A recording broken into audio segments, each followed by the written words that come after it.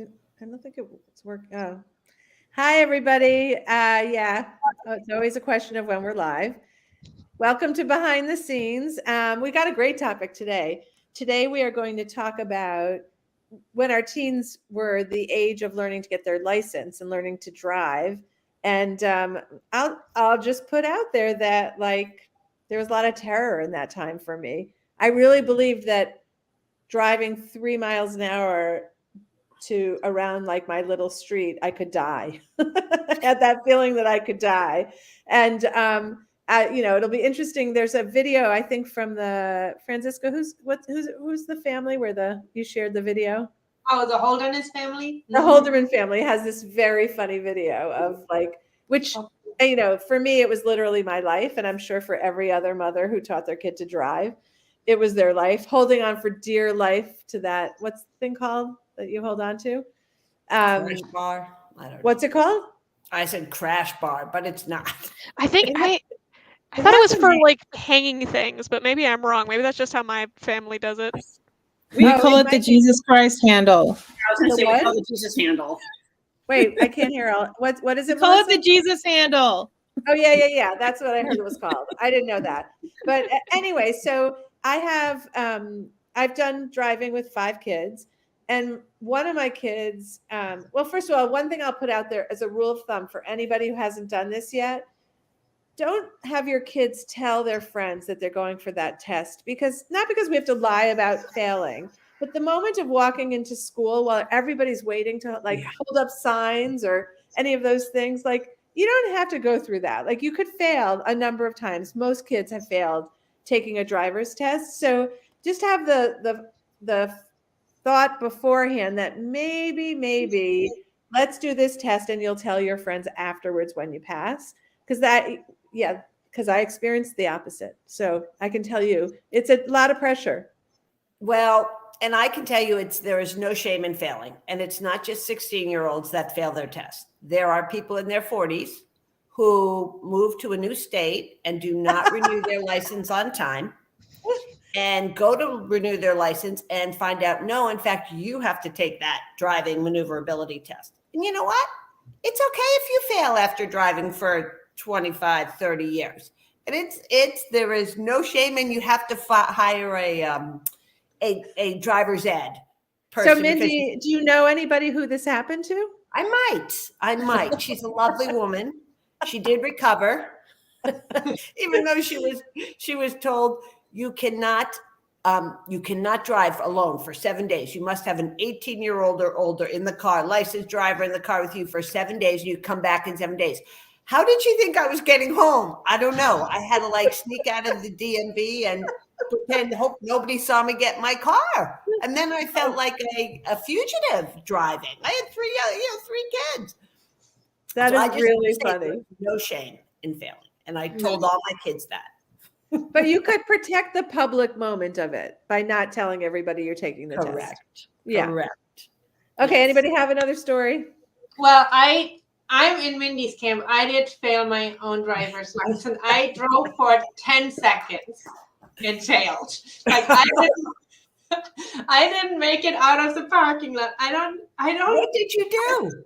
Well, until this day, Well, I know what they told me I did. Apparently, somebody came from the left and I didn't see them, but I have no recollection. There's nothing that I didn't even see a shadow. I don't know, but I never even made it out of the parking lot. And I was such a fearful driver. It took me years to become a confident driver. So I didn't. Yeah, this stuck with me, and it was fair. I'm pretty sure I would have failed, if not after 10 seconds, then after 10 minutes. But I did it the next time, and that was fine. But I'm already fearful for my kids to get a driver's permit, because I know I'm going to be in the car no, drive slower. I'm going to be way too cautious. And I already told my husband it's all on you, because I'm going to mess them up.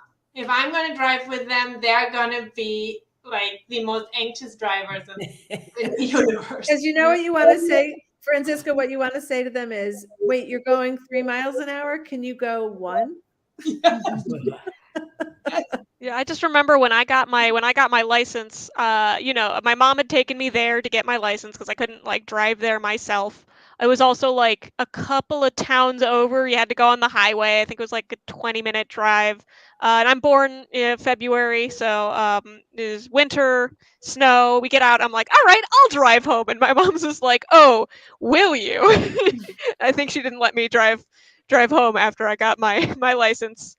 Dead of winter, a lot of snow, had to drive on the highway. So when I got my license, I was, I don't know if you guys are going to believe this or not, but I was kind of an attitudey, mouthy teen. So, so I got my driver's license, and back then, like now, I guess they've changed it. You've got this little piece of paper, this little blue piece of paper that you had to carry until they sent you your license in the mail. So I took this little blue piece of paper and I folded it into a little square.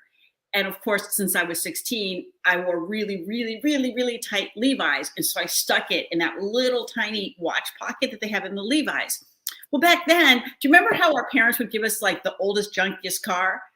We would never think to do that now. Well, my mother and father gave me this junky car that until it warmed up would stall when you stopped. So I was blowing through stop signs because I knew the car was going to stall. This is like so 70s. I was going to the gas station with a note to buy my mother cigarettes. I was going to the, and I was blowing through all of these stop signs because the car would have stalled. And I pulled out in front of a cop after I didn't stop, and he put his lights on, but I couldn't stop because I knew I couldn't start the car. So I drove to the gas station, and he asked me for my license. And I had to get out of the car because I couldn't pull it out because my pants were so tight. And I dug into this little pocket and pulled this piece of paper out. And because I'm attitudey like I was, I dropped this little thing in his palm. And he unfolded it. And he said to me, I really hate for you on your second day of having a license to have a ticket. So I'm going to let you off with a warning.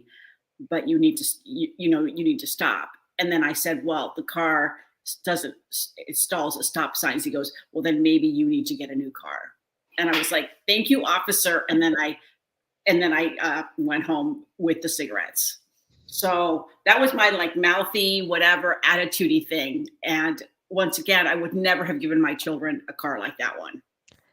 I knew somebody at 16 had a car like that and did not stop at stop signs. And I was like, right. I couldn't, like the first 5 minutes, I never stopped I couldn't stop. I mean, I'd stop and the car would stall, and I wouldn't. Who gives your kids that car? Melissa, how are you teaching your kids? I will not teach my kid. That's my husband's job, and he actually likes it. I don't understand that, and I'm a little nervous that he's teaching them because I don't. Oh, they don't have their license. They don't have your licenses yet. Oh, my older one does. My younger one, she's really nervous about getting it. I don't know. Yeah. She kept putting it off and off and off, and finally she got her permit this year.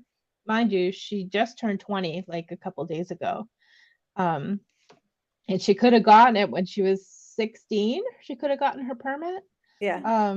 And she keeps putting off going to practice driving, and it's beautiful out here. I'm in Massachusetts and we don't have any snow. It's like beautiful weather. I think it's a big trend right now that kids aren't running to get like my 5 kids got their license on the day they turned 16. They were like at the DMV getting their test. And like there's a lot of people writing about how kids they're not driven to get their driving license. I think a lot of it has to do with the planet, like just being conscious about not ruining the planet with car exhaust or something. You think it's that? Well, that was one of the reasons she gave. So I don't know. It could have just been like, I'm not being. Myra, how about your kids? So, we're weirdo drivers.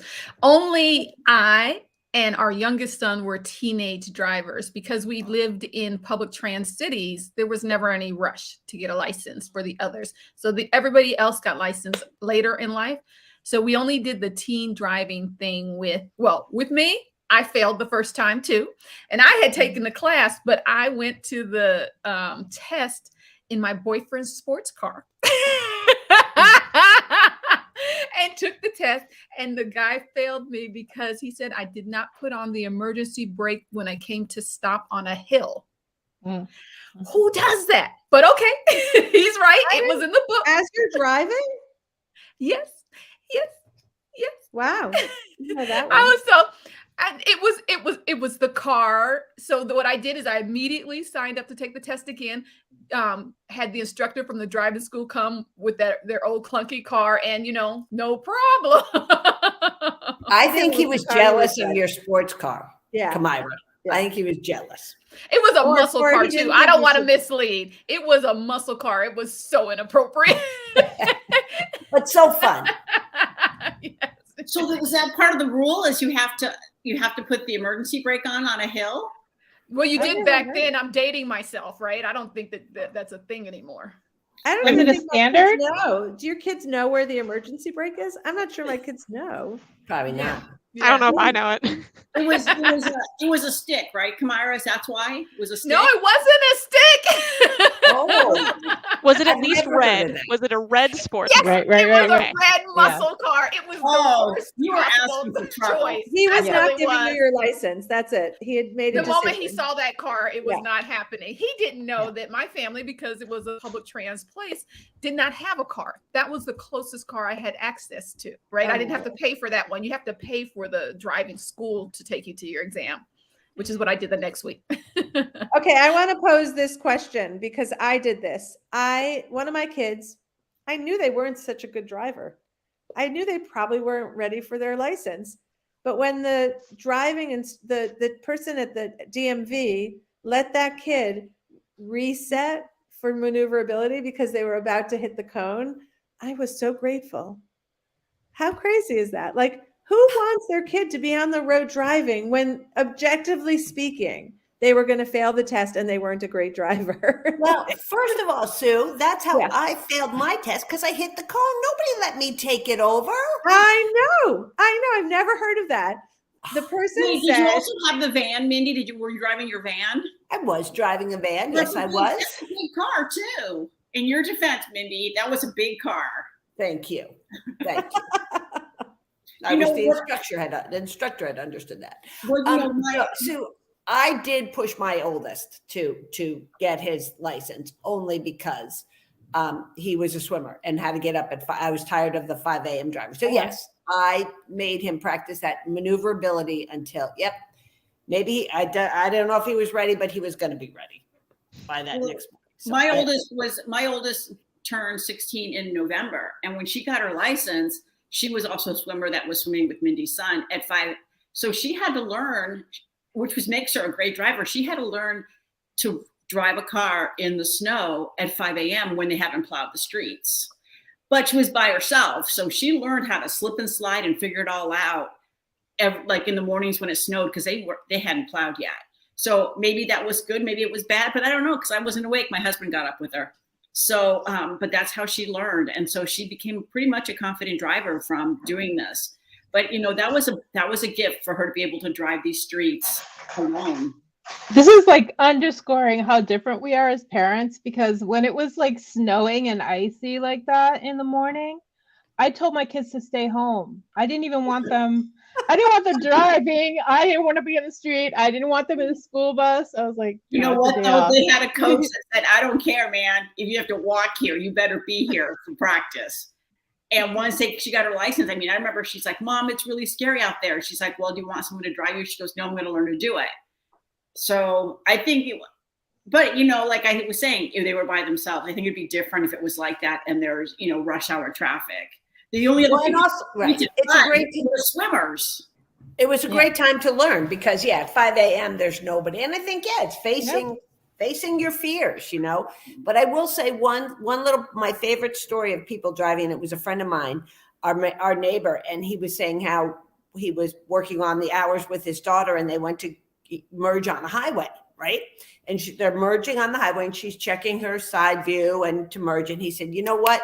You should do a shoulder check just to make sure because of that blind spot. There's a blind spot in your side view mirrors.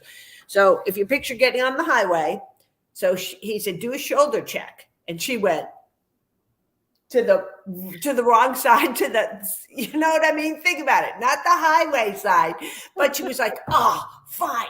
And she looked over her right shoulder, and he was like, no, you know, so that, anyway, I just think to remind your children, shoulders check on the highway are the left side when the cars are coming. Window. See, Monday, that reminds me, nothing puts you in touch with your spirituality more than getting in the car with a new driver. I don't care what it is. Yes. It's the Jesus handle. Yeah. Hysterical. Okay, everybody, thanks for being here with us. We'll see you next Monday. Have a great week.